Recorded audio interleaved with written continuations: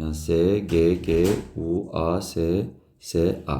Bu məlumat elentinin bilavasitə sintez olunduğu DNT molekulunun müvafiq hissəsində timin nükleotidlərinin sayını soruşur bizdən. Deməli, biz bir dənə DNT molekulu seçirik. Düz zəncir kimi göstərək. Burada DNT molekulu qeyd edək. DNT molekulu göstərək.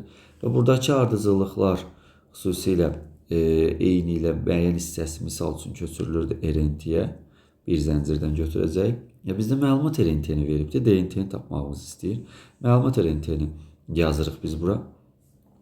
Çünki məlumat RNT verilibdir. S, G, G, U, A, S, S, A. Bu qaydada burada sintez olunacaq artıq maddələr veribdir və sintez olunmuş yeri soruşur bizdən. Nəticə etibarilə biz bunu tapmalıyıq. Və bizdən nəyi soruşur? Timini soruşur. DNT müvafiq hissəsində timin neçə dənədir? Birbaşa timin tapa bilərik. Timin bilirik ki, adenin qabağında dayanırdı. Ona görə neçə adenin varsa timin o qədər olacaq. Biri buradadır timinin, biri də burada. 2 ədəd olacaqdır. Düzgün cavab timin 2.